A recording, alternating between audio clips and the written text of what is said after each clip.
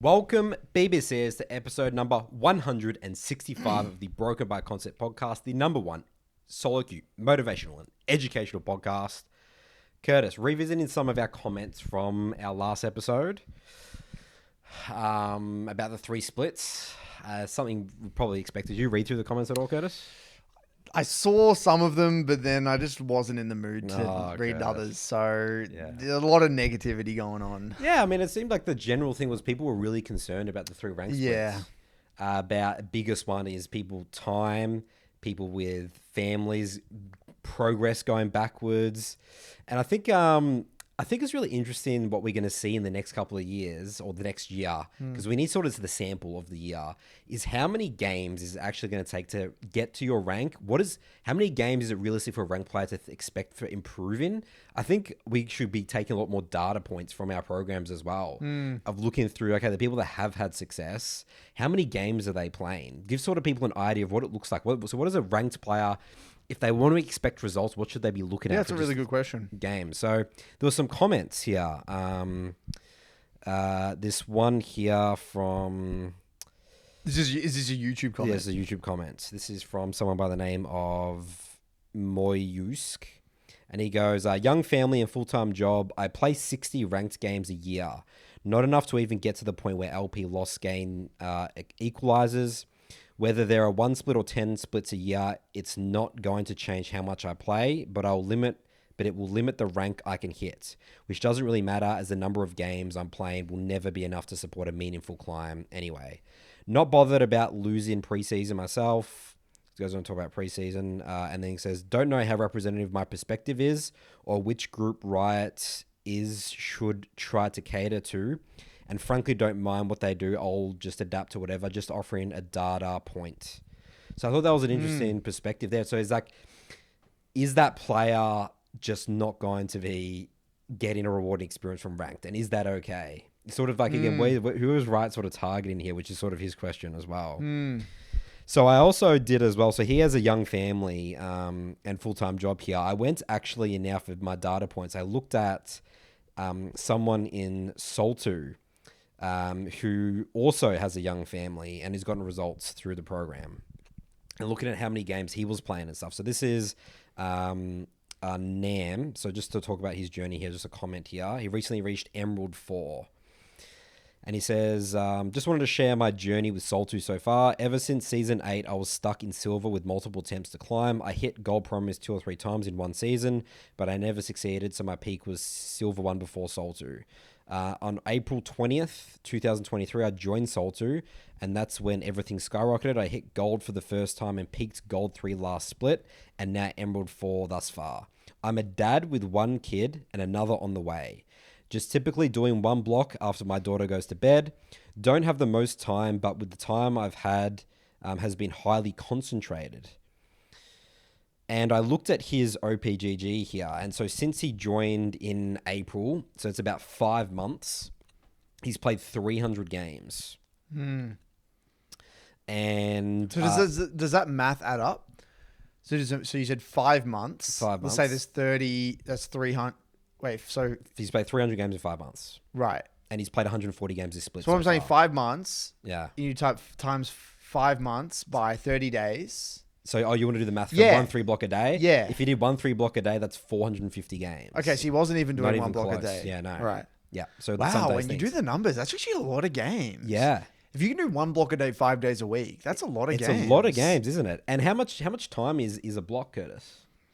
Well, if you're in the lower ELO brackets with lower queue times, it's about an hour and a half. I'll say an hour and a half. Yeah. So it's really interesting people's perspective, I think. And we're going to get a really things like, what does it actually take to improve at League? How many games is required? I think this is something that we should be chipping away at our programs for the next couple of years. It's something I haven't really actively tried to investigate, but I could do some research and look at some of my clients, especially in the Midland School program. Yes, the Midland School program, because that's definitely the older crowd that we've seen. That's correct. I have a lot of people in there, 30 plus, Yeah. With families and stuff. And I like that case study with Nam is also, and that's possible. We have got people like Patrick and stuff like that. Yeah. That, he has got a very, high responsibility job. Like an executive. As well as 2 kids, I think he has. Yep, 2 kids, full-time job. And he's in he late 30s. Went to the gym, and I think he played sport or something like that. I think he had I think he did it wasn't just work, kids, game. There was other things in there as well. And yeah, I don't have Patrick's OPGG here, but he did play a lot of games as well. He did get a lot of games in again, but that's so it's sort of just like, talking about, we're not saying for this guy to play, it's like, you got to play League, you got to play like 1-3 block a day, an hour and a half every day.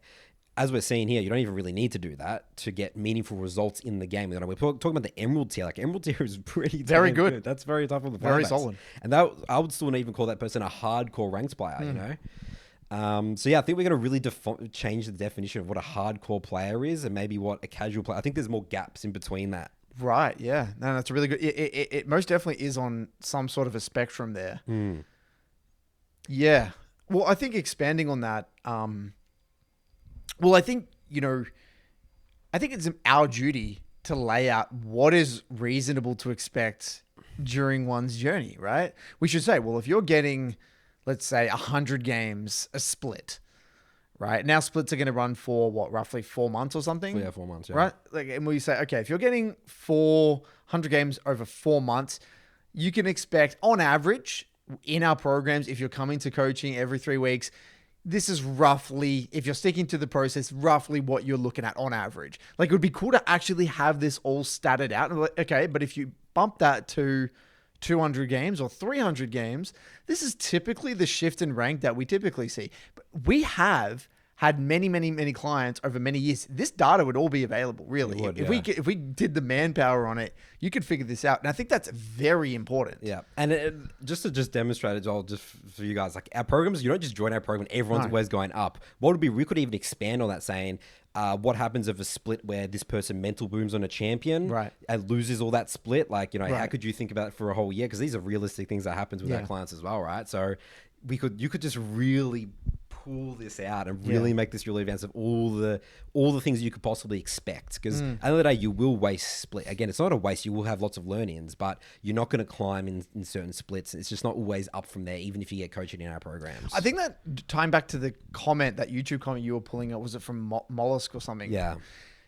I really like how aware he is of that. He's probably not going to get the results purely because he's aware that he's not putting in the games. And that is okay. There are many people out there probably that listen to this podcast that aren't, due to their real life circumstances, aren't going to get as many games as they would like. But they're okay just getting that 100 games a year because they're having fun for those 100 games of ranked. And those are 100 games of intense ranked. That doesn't mean they are going to get massive results. It doesn't mean they're going to even improve that much. But if they're having fun, if that's the way that they want to navigate their league journey, then that's okay. No one's there to judge them, Yeah. And but the thing is, Curtis, I think he's more of a anomaly. I think it's more so the 60, 70 game year people. They're the people that are complaining about the game, blaming their teammates, not taking have severe ranked anxiety, and they're not really. That's right. That's right. You know what I mean? So, and that's sometimes what you hear from the community, and that's why I think like every time. I mean, this might sound really elitist, but whenever we hear, people talk, I mean, even our programs, don't you have like a limit with you can't ask a question unless you've given at least this amount of games for a championship mastery. I have a limit on my VOD question channel where you need to have at least like 30 games ideally before you ask a question. And I don't even do reviews for people that aren't playing an MLS approved champion. Love it. Yeah, that's what I do as well, right? So you even like we just gotta have context when you're talking about the game. It's so important. I will say this though, I am you'll see me in my Discord in my below platinum program. I am really strict because I just say the same thing. I feel like I'm a robot. I say, you're not getting the games in. And now when I do my reviews, they have to send me their OPGG for context. If I don't see the OPGG, then I don't want to do the review because I need to know that you've got a baseline, a decent amount of games, because otherwise it's just, I'm wasting your time, you're wasting my time.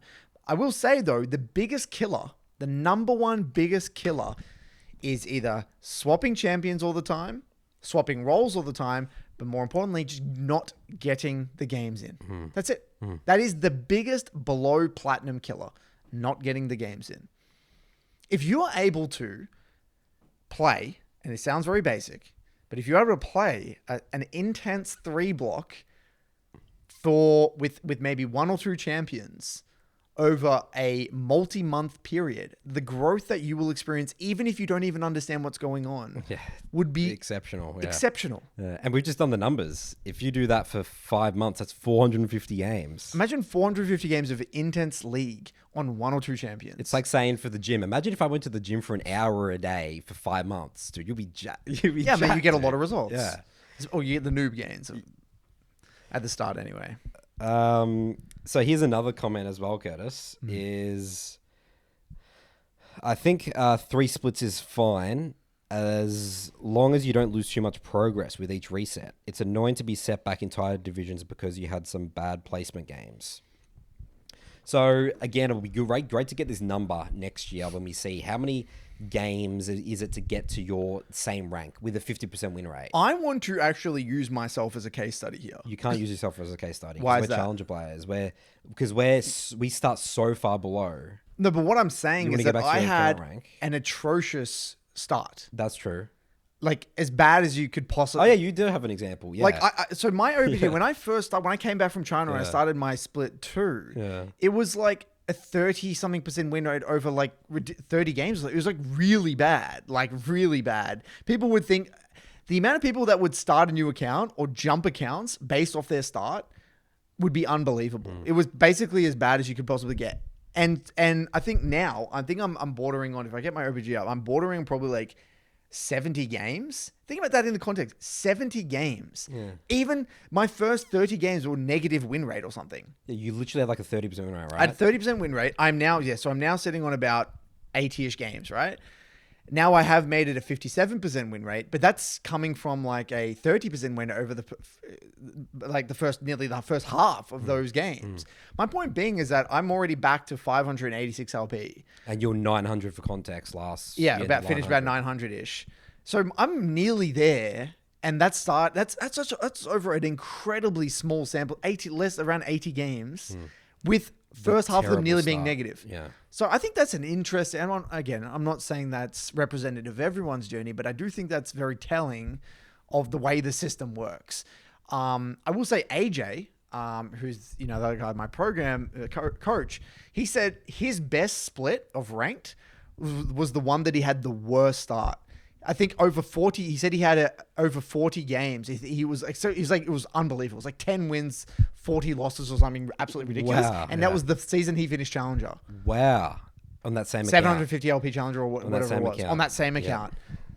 So I do believe that game sample size is important, but I think you made this point on the last episode. The LP gains at the moment definitely are allowing for bigger swings in LP, which is a bit of a double-edged sword, obviously, if you are process-oriented. I will say, though, on that point you said before, and I don't want to go too deep on this, but, the whole, what happens if I ruin my split?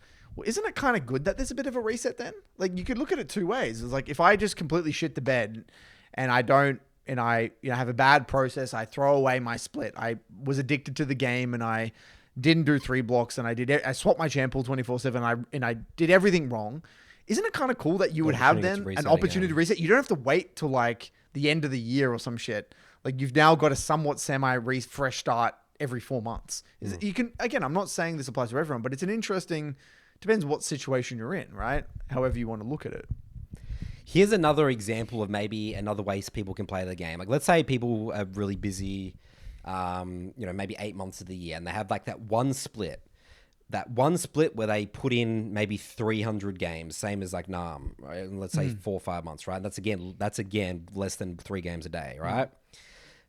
That's the improvement. Let's say you can go from gold 4 to emerald 4.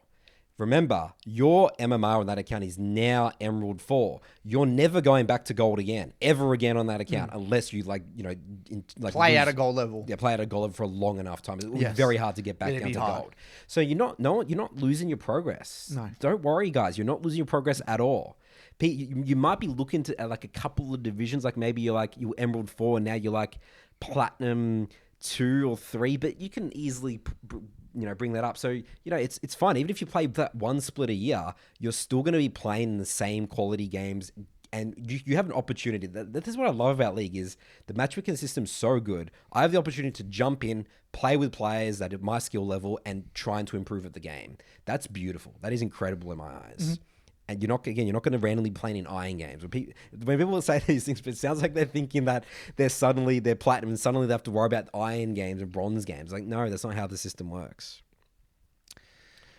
So yeah, we're going to definitely see this in reality next year to get the sample thing. But again, I think that everyone is really over-dramatized. And when I'm reading all the comments about, rank and stuff like that, again, I just hate reading those comments because, guys, we're missing the point about League and improvement, That's not the fun part. The rank's not the fun part. It's playing the game, making the decisions, improving, champion mastery, thinking about how can I push this situation in this game? How can I, fix that death? How can I skirmish better? That's way more fun. So, we as a community, we still, Curtis, we had a lot of work to do about pushing people away from focusing on rank and win rates. God, I hate hearing about win rates. Win rates, I have not cared about my win rate on my account forever. Couldn't care less. Because guess what? My gameplay makes sense. I'm not confused why I don't have maybe a 40% win rate as a champion. Yep. Yeah, and again, it doesn't really tell you much. I was getting abused every game for picking Talia on my account, and people would searching my win rate and saying, "Stop trying to play Talia and play Syndra or whatever it was." And now Talia is my best champion. There you go. So, and now no one's saying jack shit. Just because please play Talia, Coach. Yeah, now it's the other way around. So it's, at the end of the day, it doesn't really tell you much. It's about where you're heading anyway. Do you mind if I hijack a Go thing? ahead, Curtis. Your time to shine now, Curtis. So I love how on this podcast and in our own time during the weeks, we're able to evolve concepts that we once believed in, or we have a take on something and then we change. I've had a bit of a turnaround, a bit of a 180 on a particular thing. Not full 180, but I would say a significant change. Now, one of the mantras in this podcast has always been the significance of owning your player identity, champ mastery, ticking all these boxes. And, I think that I want to caveat by saying, I think what I'm about to talk about, this is not going to apply to many people, but I think it will help dramatically the people that it is targeting. So I'm really speaking specifically Master Plus here, but I think it's an interesting idea. Now, I now believe in meta more than I ever have. Ooh, okay, spicy. So as the game has gotten older, players understand the game more. Yeah. We live in an age where there is an abundance of educational content. There's a lot of amazing streamers. You can watch your best players anywhere and everywhere. And as a result, people are just better at the game. You are punished more now in Season 13 for not playing meta more than ever. You could play off meta relatively confidently in Season 7, Season 8, Season 9. Every single year, it has gotten harder. Now, this is why players that are playing genuinely, I would say, suboptimal solo queue champions who are one tricks are so rare in high challenger and challenger. You just don't see them that often. The ones that are one tricks and high elo typically are playing champions that are relatively good in solo queue, like a Talon OTP or a Katarina OTP or something like that. It's very rare that you will see a random, like a random Sexier OTP or something in high challenge. It's rare. It happens, but it's rare, right? My point being is that because the player base has gotten better and better and better, meta matters more. Playing the meta and playing the champions that are actually good in a given patch matter more. This is backed up now more than ever. If you go onto the top, let's use the Korean solo queue ladder, most of the mid laners have the identical pool. They all have the highest challenger mid laners. They basically they all play Tristana, Azir, and Jace. Basically. I would say you go on the ladder, sort by the top mid laners, all basically the identical pool. Now, something that inspired me to change my take is actually a conversation I had with a writer recently. So I've had a massive problem with Zed recently. What's your problem with Zed? So I think Zed is in not an okay state.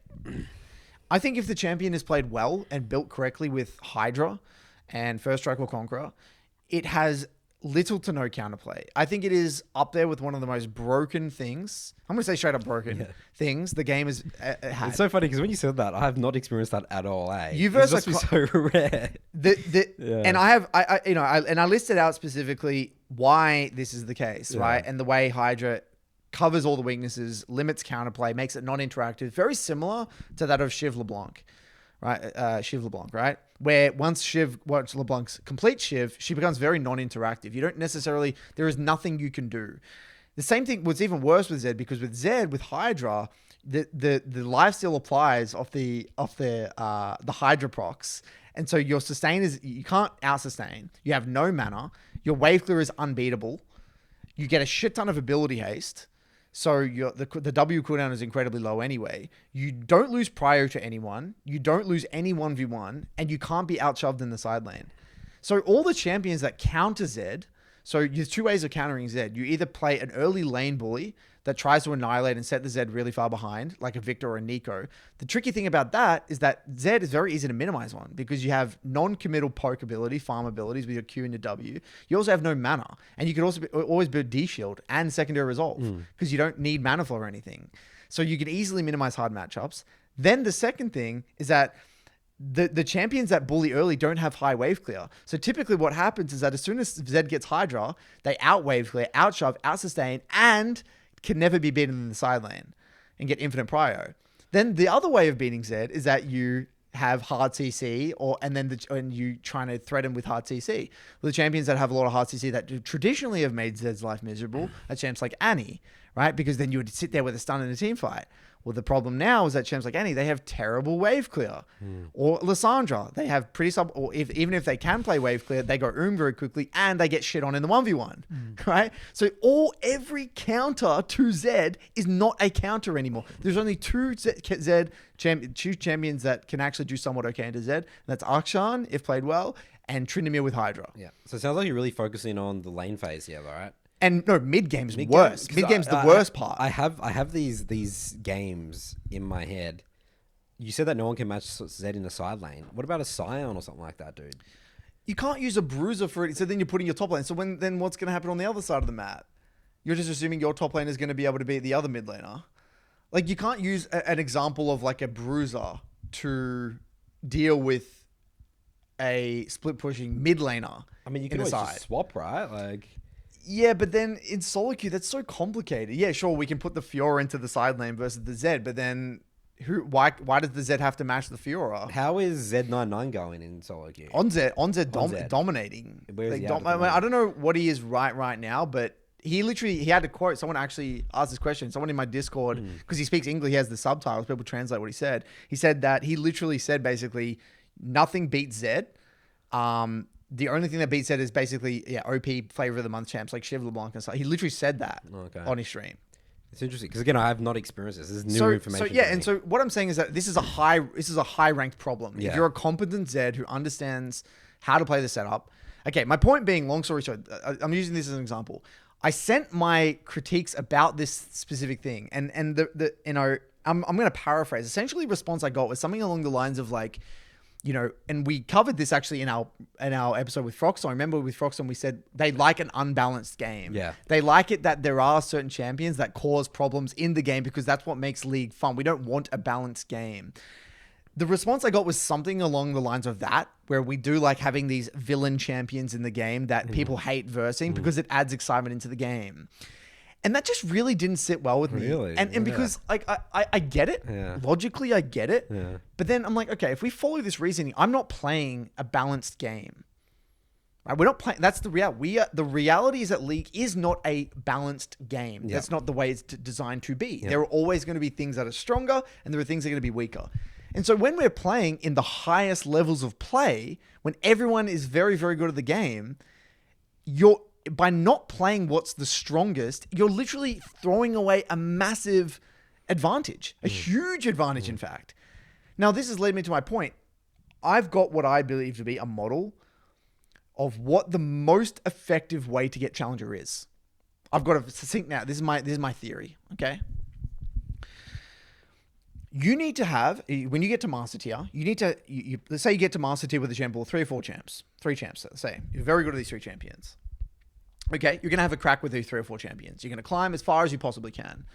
Then what's going to happen is that maybe what you realize one of your champs is just dog shit in solo queue. One of them just doesn't work well in high elo solo queue. It doesn't work in a specific meta. So then what you're going to do is you're going to swap maybe one of them out. So let's say you play Diana. It just doesn't work anymore. It's shit, whatever. You don't, and to go to the next level with Diana, you would literally have to be an OTP or something. So I'm like, okay, let's remove Diana. We add something in that's a little bit better in solo queue, whatever. So boom, you've added one more in. You play that for a little bit more, maybe a month or 2 months, 3 months, whatever. And then you realize, oh, you know what? I'm actually, maybe this one isn't also that good in the meta at the moment. Like the meta's changed a lot. Maybe I'm visiting a lot of Jace, a lot of Sexier and shit. I have no use of this champion in my pool. I literally have no angles to pick it in my pool anymore. I'm going to move that. So you pick out, you go to another one. And so what happens months after months after months, you rotate. Months and months and months, you're slowly chipping away and building out your understanding of mid lane through many, many, many lenses. Yep. So then what happens, you might still be in master, but you're a very different master player because now you're master player with not just these 4 champs, now with 6 champs or 7 champs. And if one of those comes back into the meta, you'll pick it up and then climb that's really correct. quickly. And then every single year you do this, it becomes easier to champ pool cycle to the point where when the meta shifts, you can very easily integrate things back into pool. I've got a list of champs in my back pocket you can easily that I can easily whip in. Yeah. Like I can slap my dick on the keyboard and play Vex, right? Yeah. Or Galio or whatever. But I couldn't do it with some champs. But then, Yeah. so there's a difference between picking a champ, putting back a champ into your pool that you've played before versus one that's new. So for me, Talia was brand new. I hadn't really ever played Talia properly. So I've had to actually take my time. My point being is that every time you get uncomfortable, you learn a champ that's very new, you level up a lot. Not necessarily in rank, but you get smarter about the game. You understand the game more holistically. You do this again with sustained effort, with intensity for months and years. That is how you get Challenger the most reliable way. Because then no matter what meta, no matter what happens, you have this reliable, diverse, not only a great champ pool or the ability to create and have a diverse, suitable champ pool for many different drafts. You also have the game understanding through many different lenses. That is, in my opinion now, what I believe to be the best way to get Challenger. Okay, but that is from starting at what rank? Like master. Let's say you've one trick to master or played 2 champs to master. Like tier. whatever. Like if you just get to master, like Okay. because so this is different. That's what I believe to be the optimal journey. There are going to be other journeys where you pick. You're like a cat OTP. You play cat Talon, and then you get to like 1K LP as an Talon OTP, and then you diverse. But I would say that's a much harder journey, and you got to be like obsessed with that champ. I would say they're outliers. Like that's more so the outlier in my opinion, in my experience anyway. Most people climb like maybe those talented players. They have a handful of like 2 or 3 champs they're really good at. And then they sustain Challenger by diversifying and making themselves a broadened player. That's what I think the new age of Challenger players is going to be in the future. Yep. And again, I feel like nowadays you're more forced than ever to have a champ pool that can adapt to either tackle the meta or be the meta. That's just it. And that's what I think in Master Plus. That's my belief. And that's again going back to that. We have to accept the fact that League's an unbalanced game. Yes. Yeah. Yes. That is it. Because I had this notion for some reason that League was a balanced game and that it was all fair and we're all in this like utopia. It's not. No, even if you play really good League of Legends, you're just at a gonna lose. disadvantage. Yeah. Yeah, let me you put it a better way. You're at a significant disadvantage. Like Well- why and then the question becomes, because we're at the highest level of play. Yeah. It's really interesting again. Now thinking about, people like Gurun who just broke everything though. There is the outliers, right? Like he climbed to rank 1 in Korean solo queue with his stream with Nocturne, Jarvan. No one was playing these champions. People thought it would be impossible. What was it? Nocturne, Jarvan, and Elise. But I don't really think that's out of the ballpark. I don't really understand what's so like. I get it. Maybe they weren't meta, but Elise and Jarvan are great. Always relatively solid solo queue champions. No, Well, solid, but not rank 1 solid. right? Yeah, I agree. But you can't use an outlier to justify. No, you can't. That's no. right. That's what I No, mean. but people say like, get into the conversation of what. And is he's an exceptional player. Yes. That's what I'm saying. There are exceptional players. That's what makes like you watch the PZ Zhang. Like he's like consistently high challenger with Yasuo. Yeah. It's like fuck, that guy's just like Yeah. that guy's just insane. That guy's a freak. There's like these freaks that just like or Aurel King who are consistently high challenger with Aurelia. Like no matter what, it's like there are these like freaks of nature that are just so above and beyond. Well, I mean, not exactly. I mean, they are, but they have put insane amount of hours. That's the one trick, Right, that's what I'm saying. Yeah. So it is still possible. Yes, they're just very good. Yeah, you can't make. But anyway, and that's where it all stemmed from. It's like this conversation left me feeling like It's an interesting point. it shifts my perspective a lot, It shifted my perspective, and because that's exactly what I've been feeling. Like there have been so many moments in my games, right, where like I'm in champ select and I just pick a champ that's in my pool. I'm not randomly picking it. I've purposely added this champion into my pool,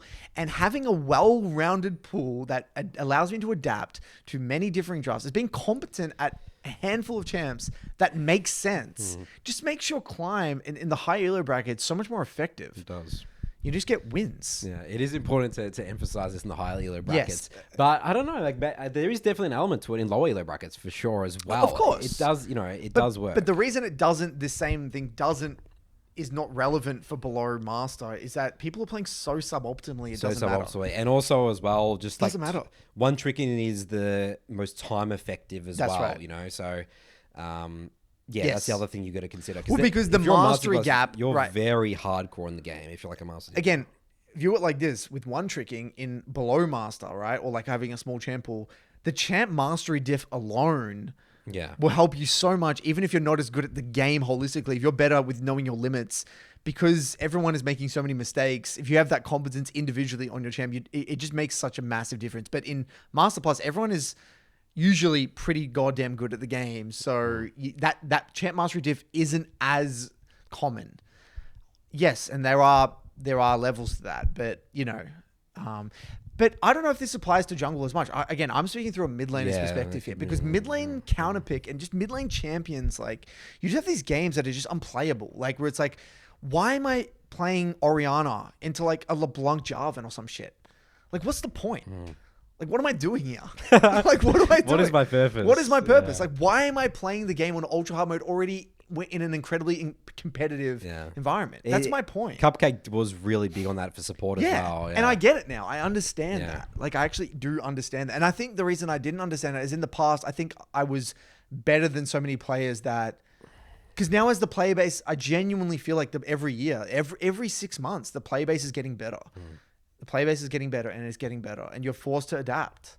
Yeah. Jungle definitely might just be the unique role. Because jungle, you can get counterpicked in jungle, have a bad jungle game, but like you can just do shit. You can still do stuff. You can avoid the enemy jungler. You can avoid the enemy jungler, but in mid, you cannot avoid it. You're in it. You're there. You're stuck. What do you do? Like sometimes you can play as it's like, okay, I'm gonna play perfectly, and then all right, I just don't die and I slowly lose the game. It's like, all right, that's just it. Yeah. So this may come as a shock to some people, because that's been different to what you've been preaching for the last 3 years. Well, not necessarily. I mean, again, this is Master Plus. I still don't. Everything that I just said does not apply to below Master. Okay. So it kind of does, but champ mastery is still very important for Master Plus. But you got to play the meta and have mastery on the champs that are somewhat good in the meta. That's the goal. That's the goal. Or can beat the meta, one or the other. You can't disrespect the meta. That's my main point. You got to be aware of the meta, understand how the meta works as a mid laner, and you either have answers to it or you don't. That's it. I like it. That's a good revelation, Curtis. The Broken by Concept podcast is evolving. Yeah, and I could change it again later. I don't know. That's what back. Like, nah, there's one tree now. Good. Yeah. All right. Do we want to move on to another one of your topics, Curtis? Yeah. Okay. Okay. So, it was actually Necklace sent me this, and I want to bring up his DM, but essentially,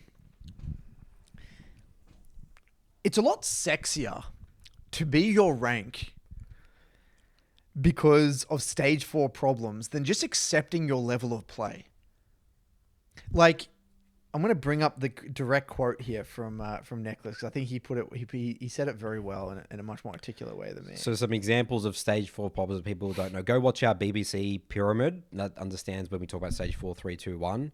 Stage 4 problems examples could be stuff like sleep. You've got real life problems that you need to attend to before playing League of Legends. Tilt, mindset about the game. that sort of stuff. Yeah, he said, I feel like it's so sexy to have external problems. Everyone wants their problems to be a mental one and not that their level of play is simply not high enough. I see where this is going. Like, he was referring to in a review I did. He's like, he kept saying things like, is Anivia viable at this rank or that or what setup, blah, blah, blah. But the reality is like the Vel'Koz is just walking into you in melee range, using the Q on your face and you're getting chunked to 20 HP. And like what we've been noticing in the program is that like, it is sexy because it's deflecting the responsibility to something that's external away from just your raw level of play. Yeah, this is where again it's like a grey area. Like it could be the result of why you're doing some dumb stuff, but it is sexy to say, "Oh, I just don't have enough sleep. Oh, I don't have intensity this block." That's right. That is sexy. It's sexy because it's like it's got nothing to do. Like this is not actually my game. It's not actually. It's like an ego protection. You can switch it. You can use it as a weapon. Yeah, you use it as a weapon. That's right. It's like giving the tools. It's like a tool, right? Understanding how stage 4 problems affect you can always be misinterpreted and can always be used in a very non-productive way. It can be weaponized. Yeah, that's a great way of putting it. And so what I've noticed is that it for some reason that is it's like, okay, I'm not doing well on solo queue. I'm losing these games. The first thing is stage 4 rather than this is just the gameplay. This is just my level of play. Let's just look at the details here. Let's look at what's going on here. Yeah. I just found that fascinating. So, for those of you out there that are, potentially, yes, I'm not denying that stage 4 problems are real and they most definitely are, and you need to be aware of them, but it is just one thing, right? And it should not be the first, it can be very sexy and convenient to always pin it on that. So keep that in mind. A follow on from this very quickly. It's sexy. While we're on this sexy topic, it's sexy to, it's sexy to focus on the tactics and not the strategy. Okay. This is my new thing. Okay. What's that example? Okay, an example.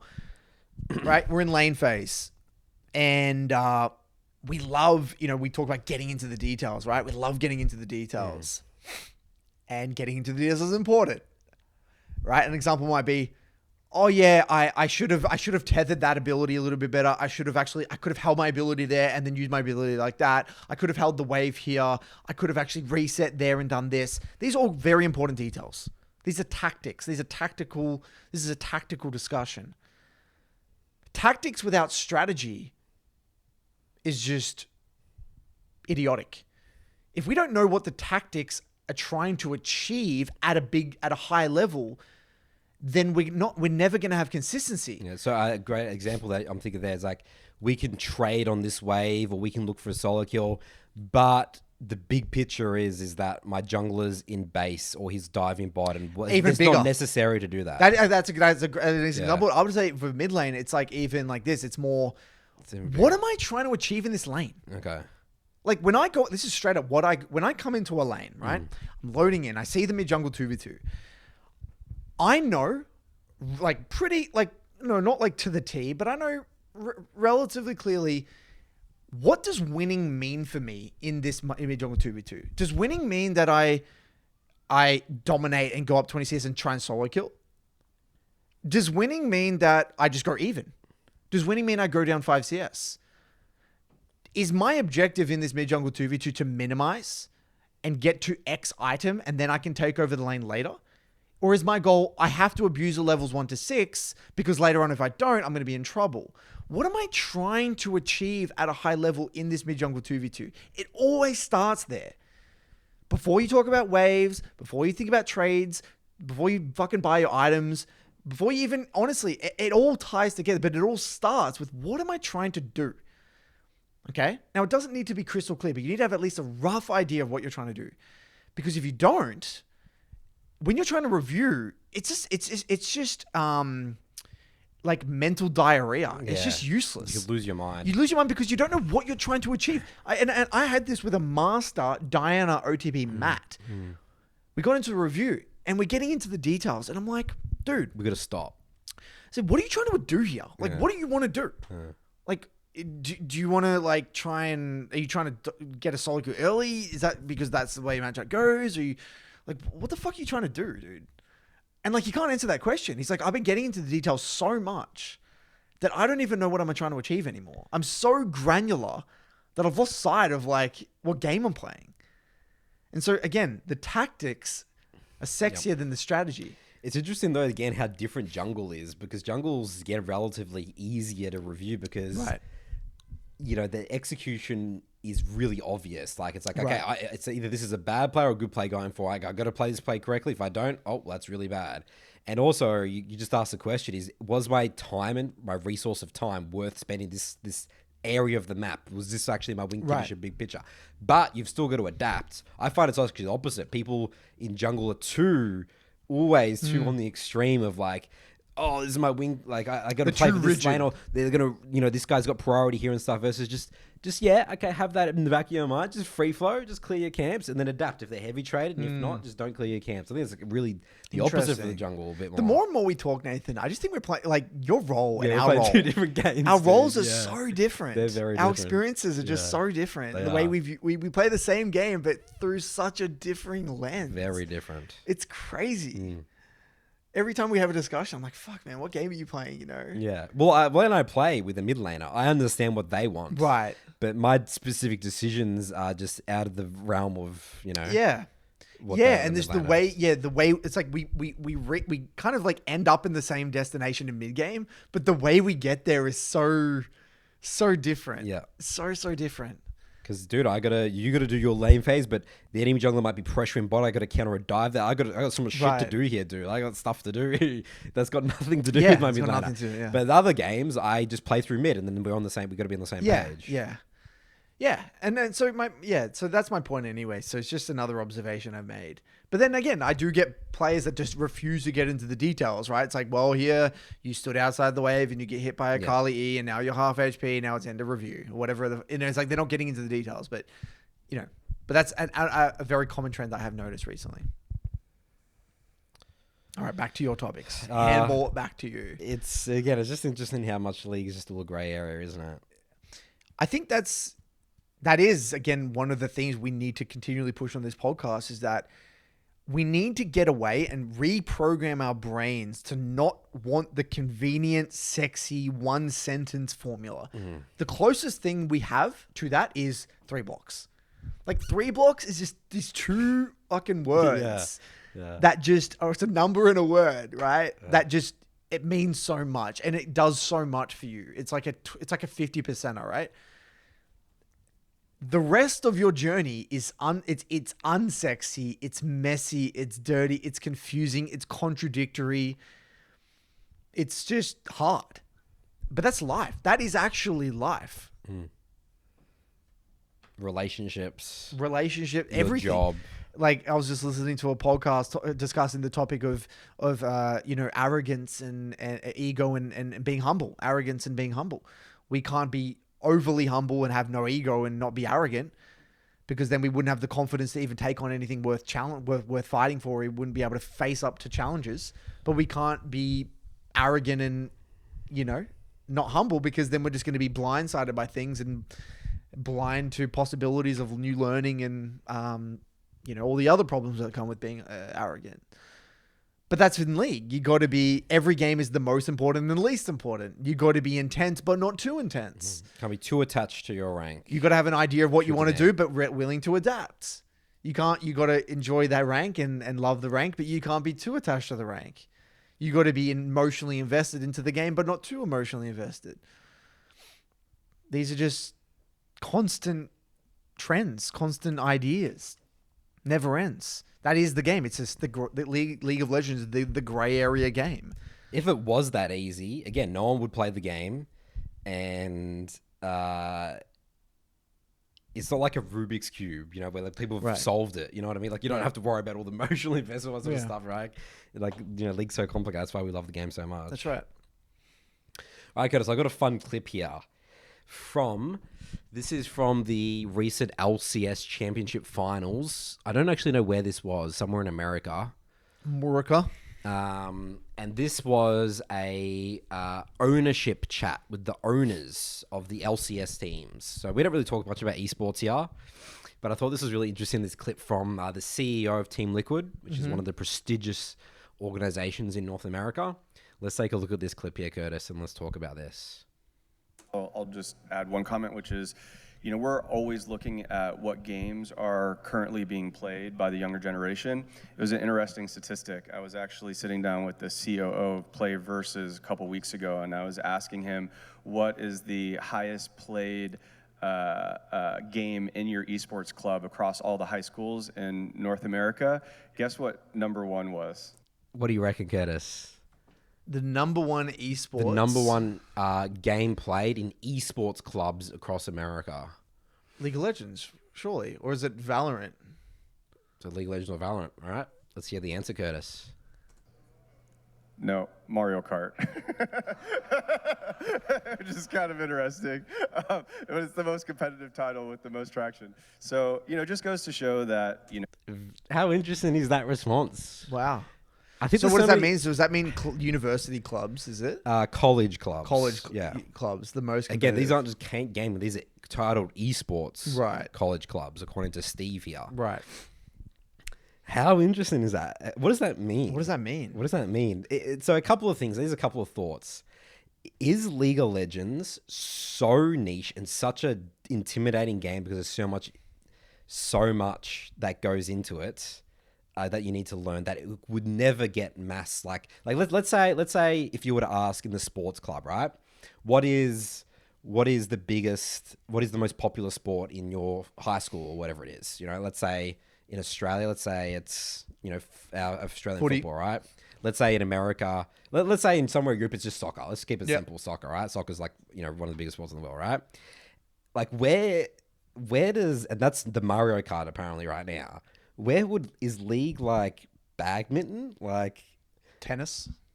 Tennis, like right. You know what I'm saying? Okay, I see what you mean. See what I'm saying? Where are we? If we were to use this traditional sport analogy, what is League? Well, if soccer is number one, like the world sport, which is Mario Kart, Yeah. Where is League? Where is League? Right. And it's just we're not even close. Like no one said Counter-Strike or Valorant. Like guys, like think about where Mario Kart is compared to esports games like Counter-Strike, Valorant, League of Legends. We're not even in the same ballpark. Like it's like, you know what I mean? It's like I wouldn't even call them. It's not really a sport. Like again, he talks it like it's a competitive game. People like competing on Mario Kart, but I think it's really interesting how far away we might be where we think and because we love League of Legends. We think it's such an amazing tool. Like we would think that League is like the soccer of it. It has been the biggest esport for 10 years. But in terms of like mainstream, it's not even close. Yeah, look, I'll be honest. I think League is fighting two battles on two fronts. Okay. Yep. I think League is fighting the first battle is the rising complexity of the game. Right. Actually, I'm going to say three battles. There's three battles, right? We're fighting. Yeah. League's fighting three battles. Yeah. The first one is the rising complexity of the game. As more champions are added, the player base is getting more mature. It becomes more and more intimidating to learn the game. And the only way you can really learn the game is having someone kind of babysit you through it, because it's an incredibly painful experience at the start if you don't have anyone to show you the ropes, right? So I would say that's kind of one thing, challenge, I guess, League is facing, and hence why they actually announced that they want to redo bots and the AI and stuff like that, right? So that's one thing. The second challenge we're facing is the preconceived notions of League being a toxic game, and I would say the disrespect of League as a game from its own player base. Yes. Fueling narratives about how bad it is and how toxic it is, and we see tweets over and over again from people who are in the esports industry and game, that like high up positions talking about their negative experiences with the game. So they don't respect their own craft that they've spent tens of thousands putting it in. So if they don't respect it, why would a new player? So there's that. Come and respect it. There's that aspect of it. So it's a fundamentally misunderstood game, even from its own player base.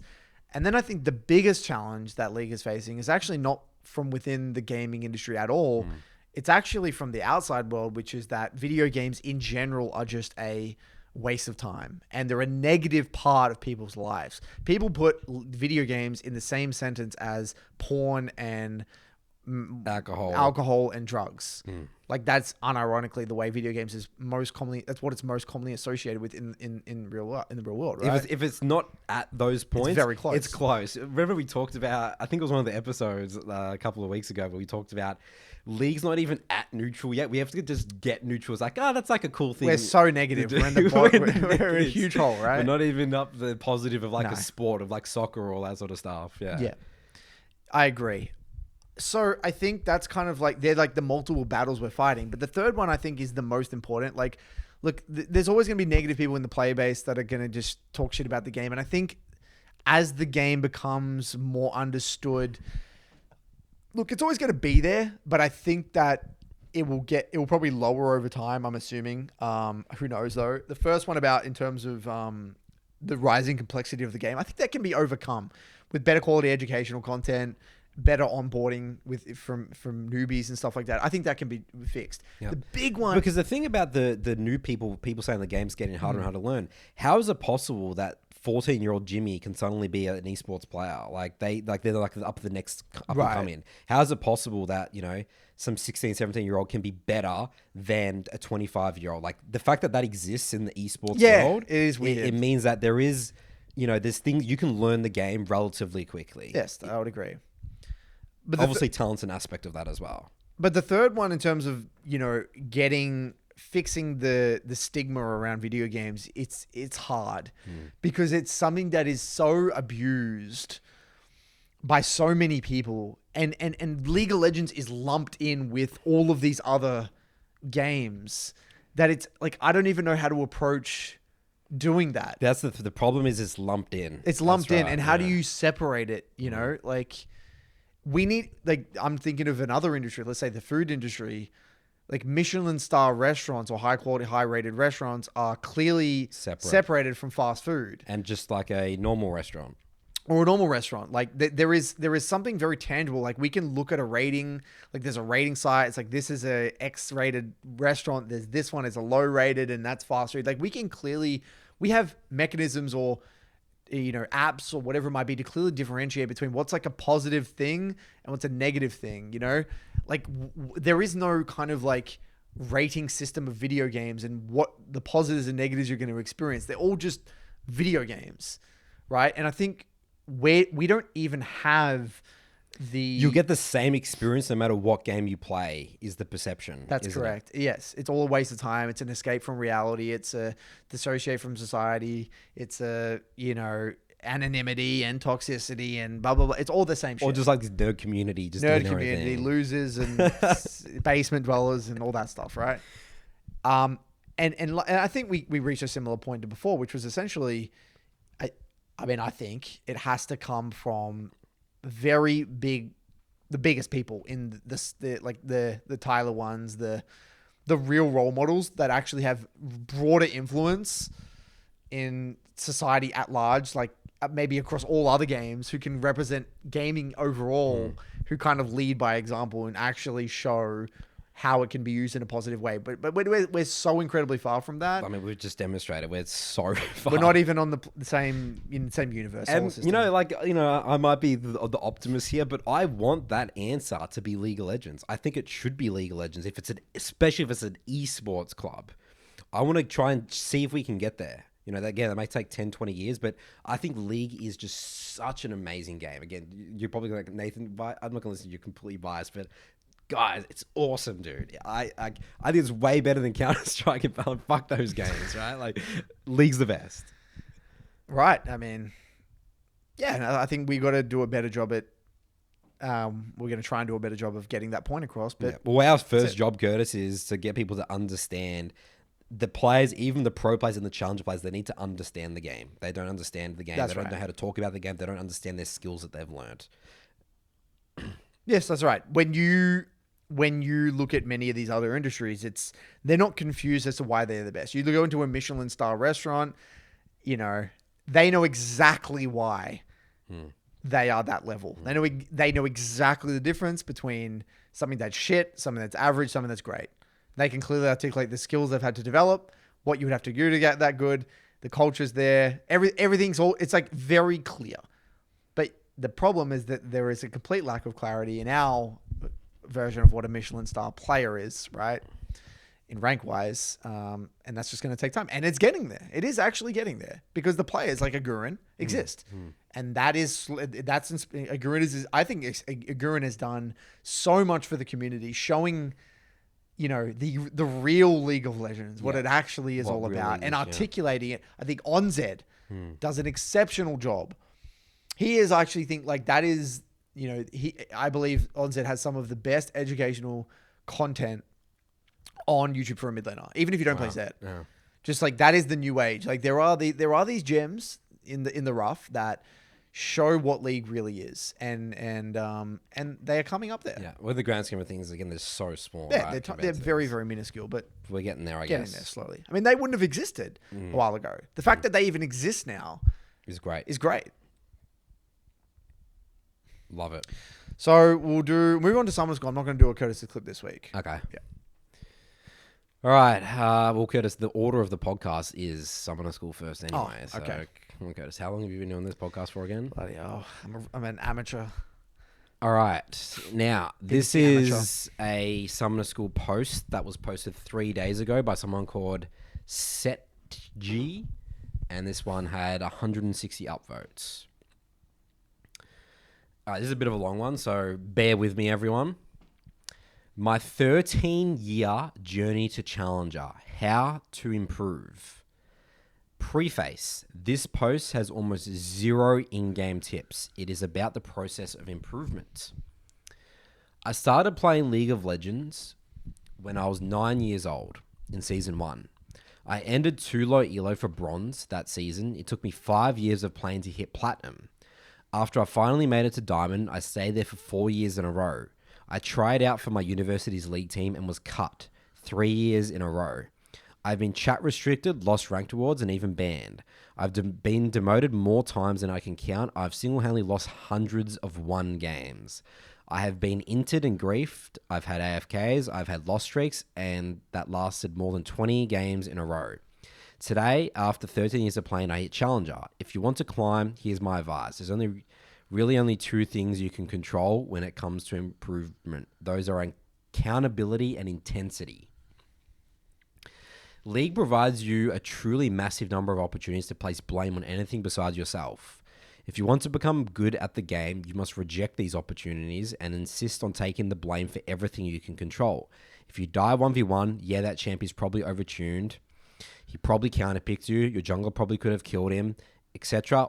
Although these things may very well be true, they are completely worthless from the lens of improvement. Instead of being the victim, ask yourself, could I have avoided that fight? Could I have had bone plating up for this all in? Did I take a bad trade earlier than I could have avoided? Did I not consider his item spikes? Am I down resources I shouldn't be at this point? Notice all those questions you just asked, Curtis. We talked about high quality questions. This is great. Even things many people would adamantly argue are out of their control are subject to your influence. Perhaps you are farming top, scaling up as a KO level 3 nice and safely, and all of a sudden your bot dies in a 3v3. Many people would take this as a great opportunity to pass blame. Don't do the same. If you were playing properly, you would have tracked their jungler from level 1. You would have pings that he was likely in the bush ready to counter gank. Maybe you even missed a chance to invade level 1 because you were taking a piss in load screen and you weren't at your PC when the gates went down. These things might not make a difference that game. Maybe you track and ping and you are ignored and the result is the same. But maybe 1 in 10 games your call is followed. How can you possibly blame your teammates for making errors when you yourself could have done something to mitigate a bad situation but didn't? You might think, that's just silly. These mistakes are clearly not what held me back from a higher rank. If it was just this one scenario that this applied to, you would be correct. But I promise you, there are hundreds of these situations in every single game you play, and that extra small chance of success over hundreds of plays adds up very quickly. The more accountability you can take over your games, the faster you improve. Be accountable in champ select at level 1, holding position on the map. When you ping a play less intently than you should have, when your jungler gets Baron stolen, when you didn't zone like you could have, when your ADC AFKs after you flame him, make a call and take the golden opportunity to be wrong. To lose your team the game single-handedly, at least you controlled the game and you see where it went wrong. Be accountable. The other aspect of improvement you can control is intensity. If you want to climb, you need to maximize your ability to focus on the game. As the good old Broken by Concept folks rant day after day, playing in set blocks of 2 to 4 games is extremely helpful in avoiding loss of focus. You might be able to get away with playing more in the short term, perhaps for a tournament or the last day of the season, but it is a completely unsustainable way to play for any length of time. Every time you flame, someone starts thinking about your rank or get distracted by someone in real life, you lose intensity points. Limit outside distractions when you play. Turn your phone off. Don't play with music. Don't talk to a friend while you play. Make sure you aren't tired or hungry before you play. Get time-sensitive tasks out of your way ahead of playing. If you want to increase your total number of intensity points, do those boring things everyone tells you to do all the time. Sleep well, exercise, eat well, and have fulfilling relationships. League drove me to improve all these facets of life in a very powerful way, and they, in turn, improve my play with intensity. League is not about big plays, abusing the meta, or discovering some secret new tech. League is about slowly improving day after day, year after year. It's the summation of thousands upon thousands of small questions answered, small mechanics mastered, and small concepts understood. League is a playground to explore the process of improvement in life. If you are actually trying to improve, then how you approach League is precisely how you approach life. If you approach League as the victim of Inter's rights balance team or bad luck, then you are likely to see yourself as a victim of a cruel boss, poor genetics, or being born poor. All of these things could be true, but they are also irrelevant. They're simply obstacles you have to overcome if you want to succeed. Just a challenger player could hop onto your account and climb despite your MMR and grievers in your games. Perhaps if you were the best person you could be, you could climb to the success in your life too, whatever that means for you. If you approach League and life with accountability and responsibility for the things you want to change, refusing to allow external factors to dictate your position, and passionately pursuing positive change day after day, despite the inevitable countless setbacks, you can accomplish your goals in and out of the game. Isn't that such a good flow on, Curtis, from what we just talked about in terms of players like this able to articulate their journey, articulate the difficulties, articulate the realities? What a great sum up, Curtis, of the podcast for today's episode so far. Yeah, and that's it. He's absolutely nailed it. But it's that whole mindset of assume that you were in the wrong and then prove yourself right, rather than assume you were right and prove yourself wrong. You know, that's really it. And one thing that he said I really love, it's like how, you know, you can, people have that argument. It's like, well, even if I ping that, or even if I did that, this game, I still would have lost. But in another game, maybe that one thing would have led to a win. And there were going to be many, many other opportunities in other games. But you do that, you accumulate these skills over all these games that were all losses that will make the difference in future games. Absolutely. It's like banking up points that you can then allocate later on to other games that will win you, you know? That's kind of absolutely spot on. Yeah. I love that. And that's exactly how we go about our own process. It's like taking max responsibility, and it's fucking hard. It is well and truly, it's just a mindset.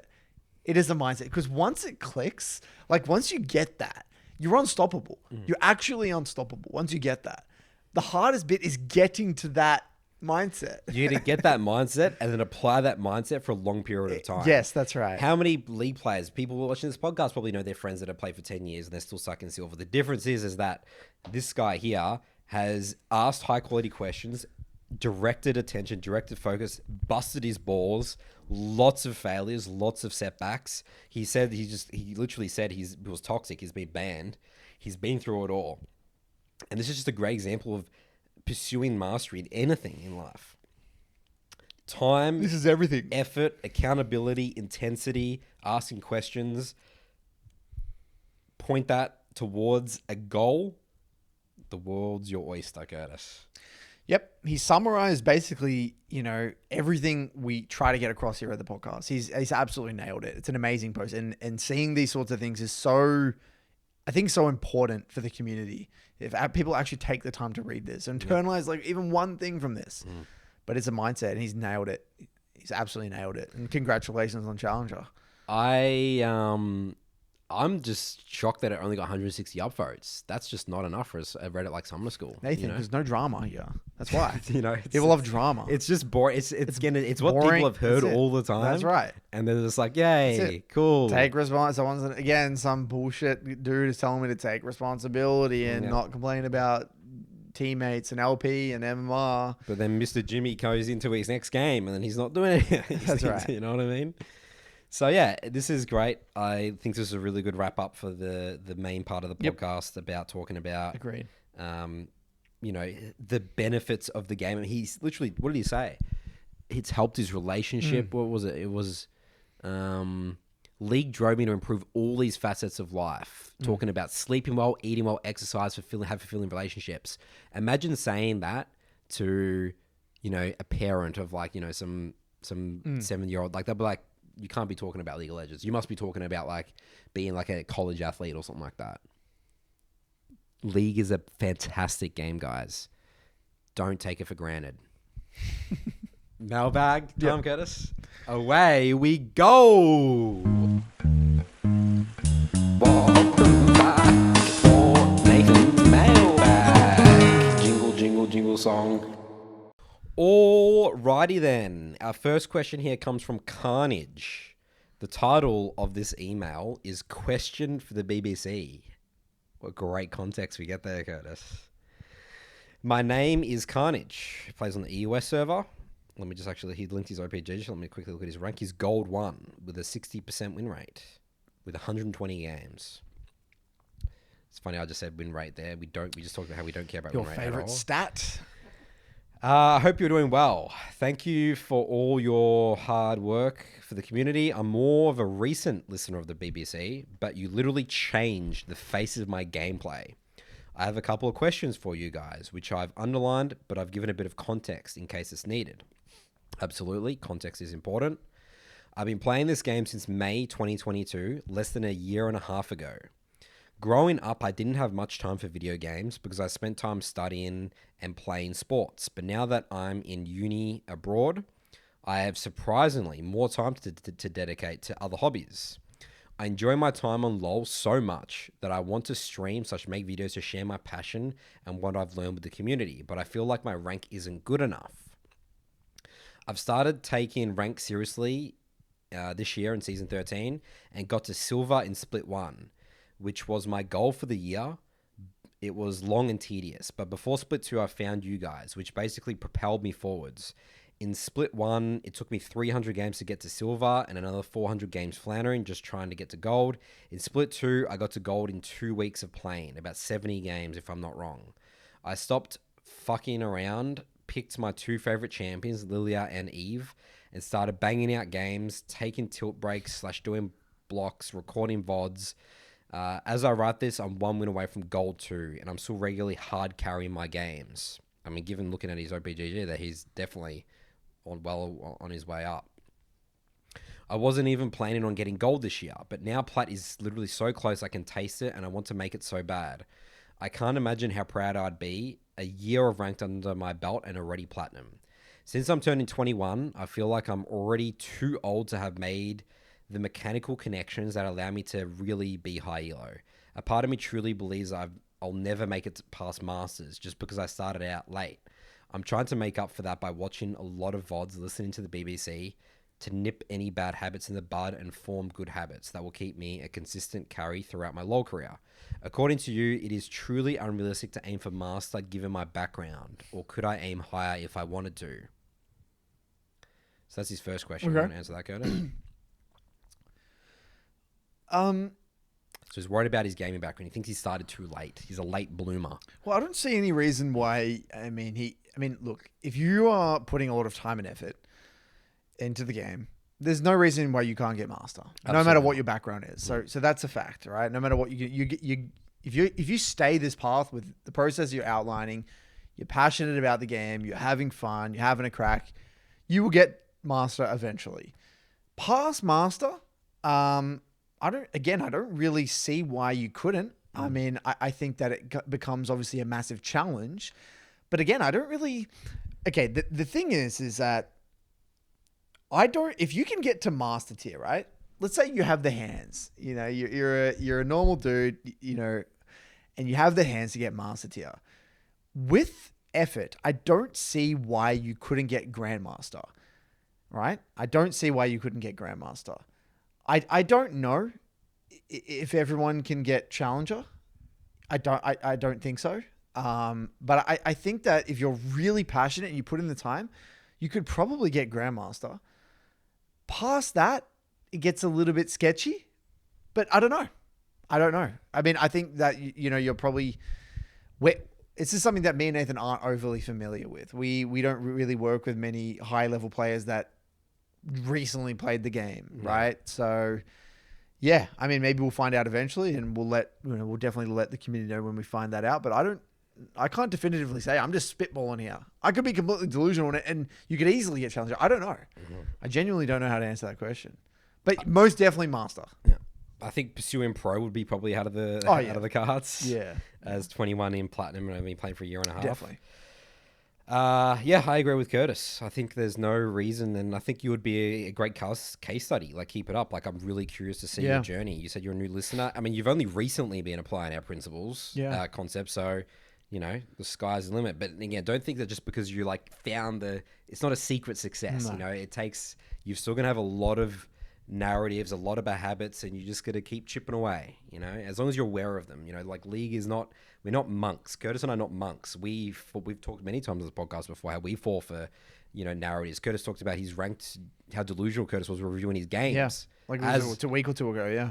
Last week. That was last week, yeah. As Curtis, you're a professional reviewer of League of Legends, Exactly. And you can't even do it for yourself. It's about staying consistent to the best of your ability. He talks about making videos. Man, go for it. Do it now. Yeah. This would be great. You know what you should be doing? You should be documenting Document this journey. I mean, if you can do... Remember we had that episode about the chess one. If you haven't seen it, Carnage, go back. We did an episode about chess, and we featured that video of that lady who documented her journey from a beginner to 2000 ELO or whatever it was. I mean, obviously, you may have missed the beginner part, but it's just starting now. I think there's no harm. Exactly. Gold to master. It's awesome. Sharing your learnings. And the other thing as well is, sharing your passion for the game. Go look at Patrick's TikTok. I don't think he makes TikToks anymore, but Project Varsity, he got lots of traction as a platinum player on his TikTok, just sharing his love for the game and his learnings and stuff. Like, absolutely. Don't think you're too low elo to be, sharing your views of the game. I mean, even if it's educational content, that's going to help. It could, obviously you're not going to be able to teach challenger players, and you're probably not going to be as maybe effective as Curtis and I teach in the game, but you can help out iron players and that sort of stuff because your journey's relatable. So his next question here is, my biggest issue is that when it feels like a game has spiraled out of control, whether it's entirely my fault or only partially, I often go, well, whatever, I'll just AFK farm and hope we FF 15. It feels like a waste of my time and energy to try and win a game where we are outscaled, for example.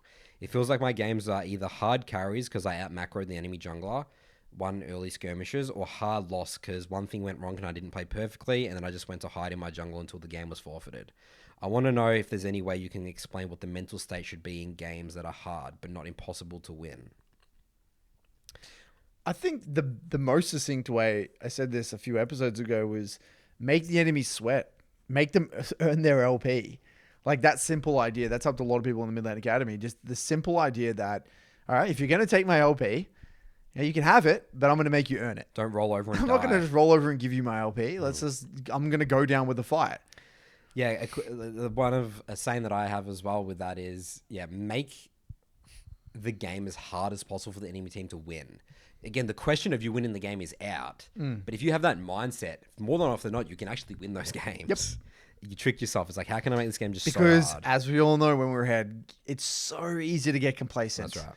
I mean, I'm not going to say so. We all do. This is a degree. Even comps at scale. I mean, I've had games that should, on paper, be 100% free win. We ahead and we scale, but somehow I'm like, what is going on? Like, what is going on? This like Pantheon Elise, and then suddenly there's randomly killing people. Bounties, and then just again, the focus. It's a lack of focus. And they've got Baron, and then suddenly We just die once and then we lose the game. I had a game recently where I think we got 4 kills at level 1, and then like it went to all the right people as well, and it's just like it should be the cleanest win, and then we just like again turns into a shit show.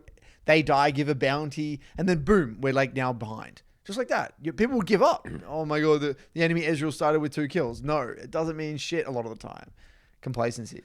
As a jungler that have experienced this, one thing that I've seen a lot with my coaching clients is also with myself is what you need to, when you're behind as a jungler, junglers make games really hard and you lose really quick if you keep sequencing your camps.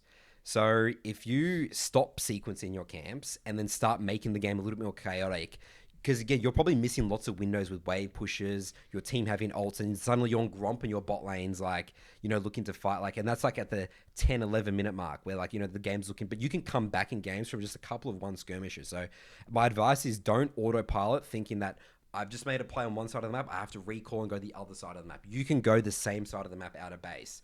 That concept's actually very foreign to a lot of junglers, especially when your team is behind. That catches laners off all the time. Yes.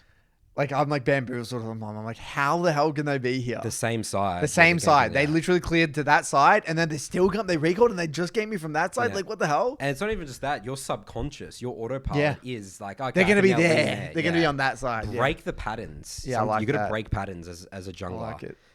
That's how you can impact games, because otherwise you can roll over and die very quickly as a jungler. Have 0 impact if you just keep going back to. If you just keep going, top clear bot, gank bot, top clear bot. The game can. It's not good. It cannot be good. That can work in some games when your team's ahead and you feel like you don't need to be bot, but more often than not, that can go really bad. And then he says, additionally, and this is more of a question for Nathan, when one of my strong early laner is losing to a late strong laner, is it even worth helping my laner? I usually will just help those who are still in the game, can dominate the late game, but it fosters very negative sentiments from my losing ally. You know what? I'm not going to answer that question unless I have context of the game. I get that question all the time. I need specifics. No, there's no advice that I'll give you that will actually help you. I can give you like a general advice that actually might help you a little bit. It's not actually going to be practical for your games. It's just not possible. So if you want to join Soul 2, join up, Mr. Carnage. That is my coaching program. All right, moving on here. This one's from Dylan. The title of his email is Daily Schedule. Hello, Nathan and Curtis. Thanks for all you do with your show and individual channels. The reason why I'm writing in today is because I'm struggling to get games in with my schedule. I work from 8:30 a.m. to 5:30 p.m. and I wake up at 7:30 a.m. So to get 8 hours of sleep every day, I aim to be in bed by 11:30. I go to the gym every working day, which is about 30 minutes from work, and I'm there for about an hour. Then 30 minutes home means I'm getting home at 7:30. If I immediately cook dinner and eat, I'm probably not getting on the computer until almost 9. After all that, I've found it very difficult to even get 2 games in with reviews as my mental focus starts waning. It has felt like getting the games in has become like a part-time job where I have to do it at the expense of my free time. As a result, the days where I skip out on playing have become more frequent. Do you have any advice on this general burnout I've been experiencing? I want to play the game, and I especially want to enjoy playing the game as a choice of how I choose to spend my free time. As it stands, now I feel like every day I have no free time between work, gym, cooking, and league. Great question. I want to take over this question because this is something that I've spent a lot of time on. Okay, so the first thing is that life's about choices, right? So there's two lenses I want to attack this question through. There is the one of optimizing your current schedule, and the other one is about more choices. Like, you can't have everything. Life's about sacrifices. You've got to make choices and make sacrifices. You can't have everything. Okay. So League is not really a great casual hobby, right? Where you can just whip one game a night. It's just not going to work. And so you're not going to be able to, from the sounds of that schedule you've just like outlined, it's just not going to work. So then the question becomes, okay, how important is League to you? Well, if League is that important and you really want to play it and it's important to you, well, you're going to have to make some sacrifices then. Okay, well then, and it might be, all right, well then maybe I don't go to the gym 5 days a week during the week. Maybe you go one day on the weekend, or maybe you go 4 days a week, or I'm sure there's something you can do with your gym. You don't need to go to the gym 5 days a week. And I'm not saying, I'm just again, you might have specific goals and you're trying to do bodybuilding or whatever. That's okay. I'm just saying, But like, then again, that's a choice. it's a choice. It's a decision. Effort. You can't expect. That's right. It's like yeah. you're playing 2 games at once at that Yeah. point. If you're driving to the gym half an hour there and back or whatever, Yeah, you can view it like you're 5 days a week. It's like 2 games. You're trying to be like improve a Counter-Strike player, and league. a Valorant player, and a league player. That's yeah. right. So there's that, right? There's that thing. But if we're talking about optimizing schedules, there is things like meal prep. I've actually now started in my household doing meal prep because I didn't want to spend time making my dinners and my lunches. So what we do, to get more specific, is on a weekend, we cook a lot of meat, right? With no flavor. And then, so this is a meal hack. So what we do is so we cook like 2.5 kilos of beef. Oh. And then what we would do is then you would put this beef in like containers, and then you would use this beef for other meals. So what you need is 3 parts to a meal. There's the meat, there's the flavor, and then the carbs. So you could have that meat with a specific flavoring and then make wraps. You could have that meat with a stir fry, and then with rice, boom, you got a stir fry. You could have that meat with whatever. You just have insert carb, insert flavor, and then insert like one veggie with the meat. So you can actually meal prep really, really easily. Or when you do come to make the meal, it's just like plug and play. Plug and play, plug and play. So we've drastically reduced our time spending in the kitchen through this method, and it's completely been a game changer. And you can save up to like an hour a day. So think about it. He said between 7:30 and it takes him he gets home at 7:30. He's not on the PC till 9. If you didn't have to cook a meal and it was just plug and play, then you could save an hour there potentially. You just got to shower quickly. Boom, you're on the Rift. You might be on the Rift by 8:15. That's 45 minutes or something, or 8:10, you know? That 50 minutes could be the difference between getting 2 versus 3 games in. And then boom, you got a 3 block. So my point being is that there's things you could probably do in your schedule to optimize time efficiency. And that's just one of the meal preppers is one of them. And again, that is a choice and that is a sacrifice because you're going to have to spend that time. And obviously a meal that's prepped in advance obviously isn't going to be as delicious as a full cooked meal from scratch. So there's always sacrifices. Again, you got to make the choice what's important to you. So that's my advice. I like it. I just want to get the math straight up down, Curtis. 1 3 block a day, 3 times by how many days in a year, Curtis? Around 360? 365. Something like 360 times by 3.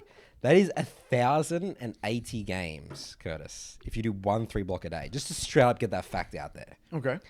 So we're definitely not going to do that. No, we're not going to do that. But like that's Right. That's a lot of games. That's a shit ton. You know, even if you're cutting that off by like, you know, you miss a Cut lot off by of like days. 400, honestly. Yeah, that's 700 games. Yeah.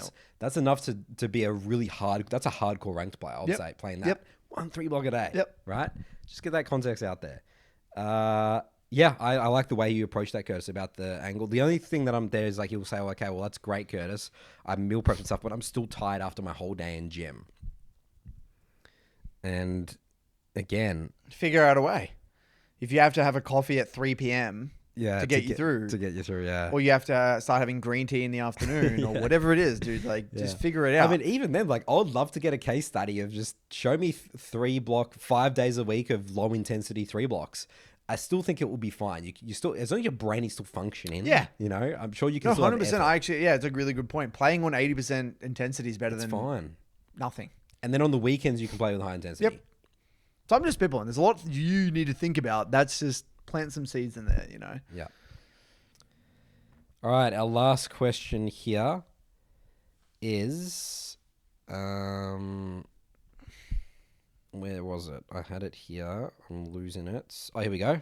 This is an interesting one here, Curtis. So this one's from Javier, I think I pronounce it. Coaches contradicting themselves. Hello, Nathan and Curtis. Huge fan of the Broken by Concept podcast. It's insane how much you guys have improved since the first few episodes. Keep it up. I resonate with your idea that, for example, a Diamond 1 player with a champion pool of 4 is likely an overall better player than a 1 trick given they are the same elo, and I agree playing different champions is essential to avoid narratives and biases that can be harmful in the long run. Another coach that I follow and respect, Vagar V2, also generally suggests having a small champ pool, but recommends 2 to 4 champions, not just 1. The problem is that even though people like you share this advice, more often than not, they don't reach high elo that way. Oftentimes people will reach Master GM Challenger by being a 1 trick, or at least changing their champion based on meta, but playing mostly one champion. I haven't found that many examples of people that improved all the way from, let's say, Platinum to GM playing 4 champions. I just see them widen their pool after reaching a certain elo. When I look at the ladder, I find either people that have been GM plus for years and play whatever they want, usually 2 to 5 champs, or pure one tricks. And these OG high elo players are also former one tricks many times. Thoughts? Yes, 100%. So I agree that. So at the moment, you basically see 1 or 2.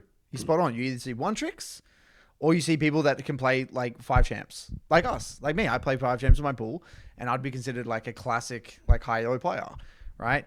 So basically, what you've got is that to be a sustainable long-term high elo challenger player through many years, a lot of the time you're gonna just want to, you have to go down one of those routes, right? And so, I would say most. Okay, so let's be careful here. I actually don't believe, if you look right now, that most challenge players are one tricks. I don't have the stats off the top of my head, but I would say definitely not most. I would just definitely say not most. No. I'll say the majority definitely have a champion of multiple champions, right? Now, whether they got there in the first place as an OTP, I don't know. It's again, I don't have that stat to really back that up. At least from my first-hand experience versing the players that I see on a challenger basis and players that I coach, yes, there are one tricks, but there are a hell of a lot of people that just have a champion of 2 to 3 champs. They climb and get very good at those 2 to 3 champs, and then they expand from there. Or maybe they did get to a specific high elo as a one trick and then realize, okay, this wasn't for me, and then expand.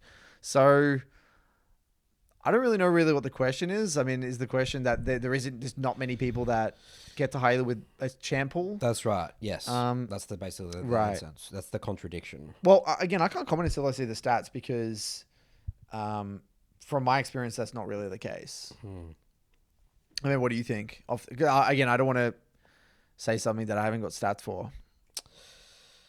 Yeah. Well, my philosophy on the game, what I've seen with my clients, at the end of the day, they can play, like, rotate with a couple of champions maybe, but at the end of the day, their big jumps is only with one champion, always. It's not with 2 champions.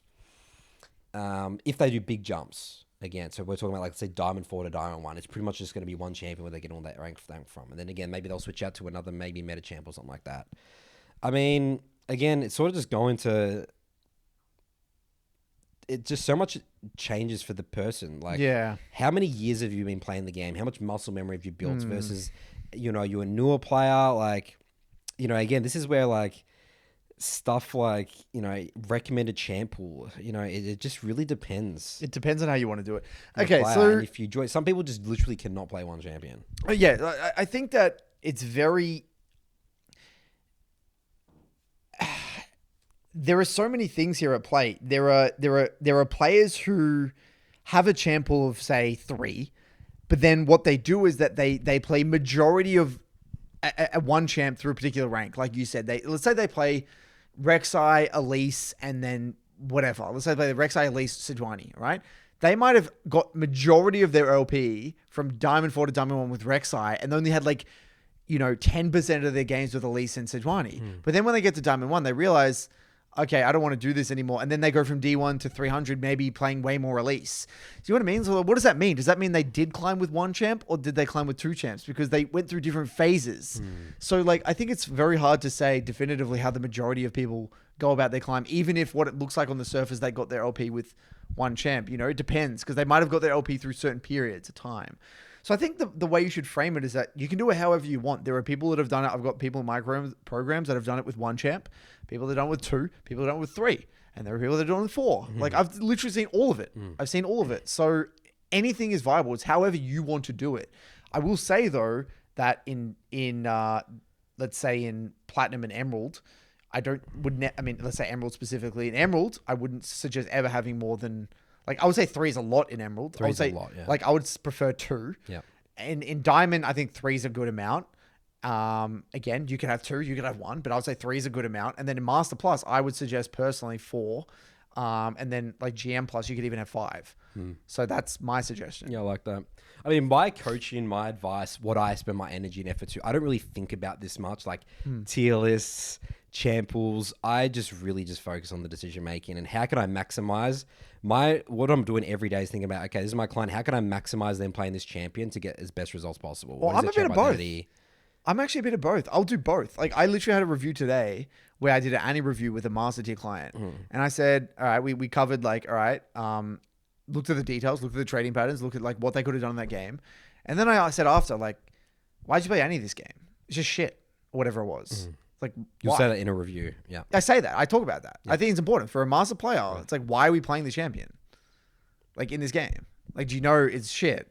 You know, type thing. Yeah, you just got to be aware of it. Like, you got to be aware of it. This again might be where our roles differ again. Right. But that sort of stuff is so boring to me. I do sometimes talk about, make it aware. It's like, this is a really bad game. Maybe there's just the role difference because I feel like I'm a fraud if I don't talk about it. Really, you think so? Because if you don't understand what makes... So I literally did a review with a platinum Casio this week. Yeah. And I said, don't one-trick Casio. Yeah. Don't. Just stop. It's not a good idea. Just stop. Because the levels you would have to be at the game to climb Casio blind every game is insane.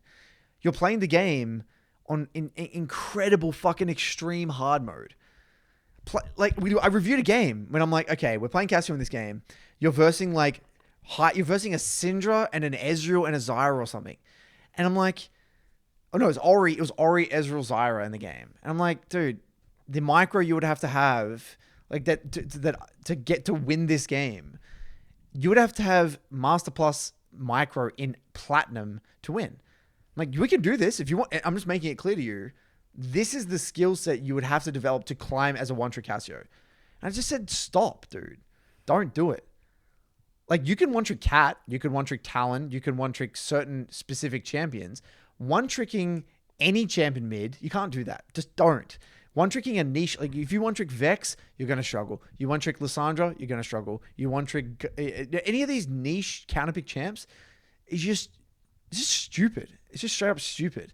And like, I mean, and especially, and this is in Master Plus, I'll say, like, if I think the game is bad for your champion, I ask, did you have to blind or did you try to swap or did you have another champion in your pool?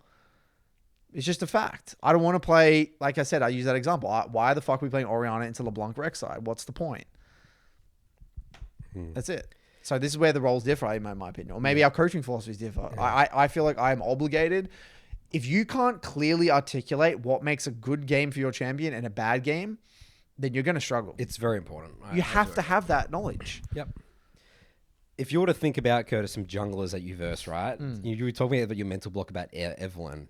Evelyn one tricks. I permaban Evelyn. There you go. You could Evelyn one tricks a challenger, right? Yeah, I would agree. You know, well, like, it's proven. A champion like you listen to that, some champions like Lissandra and Cassiopeia and stuff like that. Yeah, I'll put like champions like one trick and Xin Zhao. Like you're gonna lose your mind a little bit. Yeah, there. It's not possible. But champions like Karthus, Kha'Zix, Rek'Sai. There are certain champions that you can. I mean, the jungle pool's relatively big, I think, in terms of that. You know. Yeah. I mean, obviously, switching out, you know, the AP and AD is obviously a thing. You're going to have hard games, but for the most part, you can.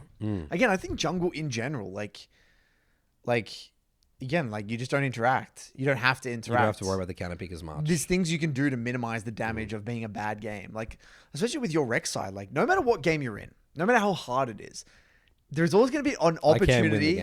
You can win the game. Yeah. There is going to be an opportunity where you can do something to win the game. And that's just the benefit of the jungle role. That's just it. All right. There's positives and negatives. Heard it here first, Curtis. Jungle is the best role in League of Legends.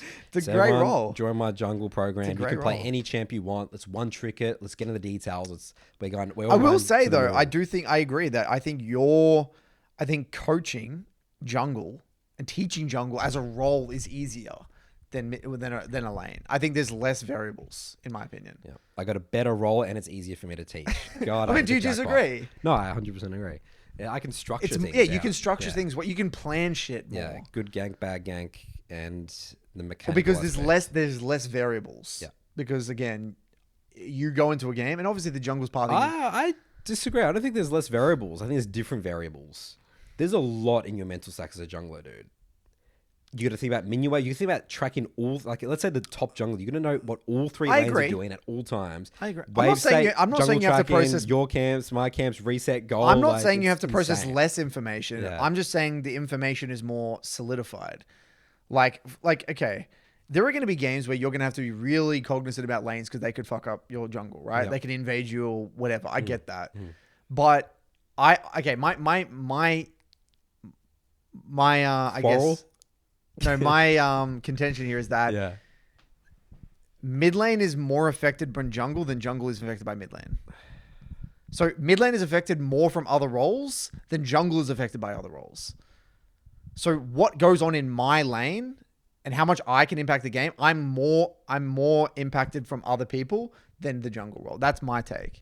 And I have less options in terms of how I interact. Like, let's say a support invades you or someone invades you. Yep. You have more ways to avoid that situation than a mid laner does. Like, you have more offensive options, more things that you can do to respond to that.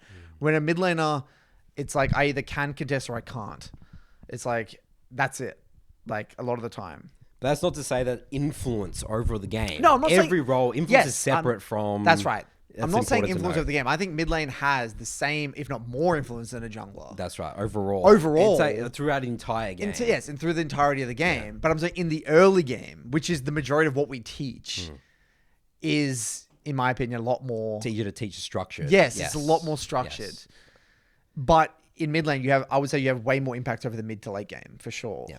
And even the early game, depending on your champ. But more often than not, I think, again, the structure is more... It's more in your control, I guess, in the early game. Yep, I would agree. But yeah. We'll get the thumbnail of this episode of like boxing match, like jungle versus mid, like which one's the better role? Yeah. All right, guys, I think that's it for our episode today. Good work, everyone. Let's keep on improving, and we'll see you guys next week.